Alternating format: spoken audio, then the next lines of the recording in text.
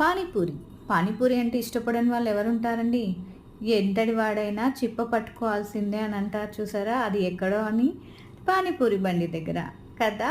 అని ఊరికే బయట తినడం కూడా మన హెల్త్‌కి అంత మంచిది కాదులెండి. అందుకే ఇంట్లో చేసేసుకుంటే పోలా? అక్కడ 10 రూపీస్‌కి 5 ఇస్తారు. మనం ఇంట్లో చేసుకుంటే మనకు నచ్చినంత తినొచ్చు కదా! ఏదైనా ఇంట్లో చేసుకునే ఐటెమ్ మనం కడుపు నిండా తినొచ్చు. మళ్ళీ ఫ్రెష్, నీట్ అనే ఫీలింగ్ ఉంటుంది.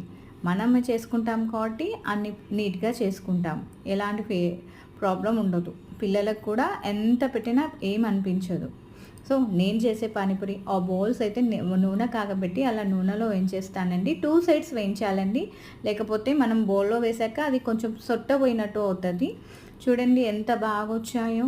ఆ పూరిని తీసుకొని మనం ఇలా గోరుతో ఫింగర్‌తో అనేస్తే లోపలికి వెళ్ళిపోతుంది. Same as it is panipuri బండి దగ్గర వాళ్ళు చేసినట్టే ఉంటుందండి టేస్ట్ కూడా. నెక్స్ట్ మనకు కావాల్సినయి ఏంటండి? మనం ఏం ప్రిపేర్ చేసుకుంటాము పానీపూరిలోకి నెక్స్ట్ కట్లెట్ అంటే వాళ్ళు బౌల్‌లో వేసేది కట్లెట్ అండ్ పానీ. నేనైతే ఆలుగడ్డలతో ప్రిపేర్ చేస్తానండి. కొందరు పచ్చి బఠానీ. ఆలు అని కాదండి, నాకు ఇంట్లో ఏది అవైలబుల్ ఉంటే దాంతో చేస్తాను.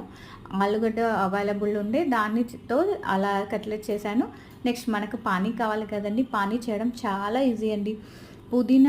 పుదీనా ఫ్రెష్‌గా క్లీన్ చేసేసుకొని, ఒక మిర్చి, దాంట్లో కొంచెం బ్లాక్ సాల్ట్, చాట్ మసాలా వేసేసి మిక్సీ పట్టేసుకొని అలా వడపోసేసుకుంటే సరిపోతుందండి. వడపోసుకున్న దాంట్లో మనకు కావాల్సినంత వాటర్ యాడ్ చేసేసుకొని, దాంట్లో కావాల్సినంత టేస్ట్‌కి తగిన సాల్ట్, చాట్ మసాలా యాడ్ చేస్తే యాజ్ ఇట్ ఈజ్ పానీపూరి బండి దగ్గర వాళ్ళు పెట్టే పానీపూరిలానే ఉంటుంది.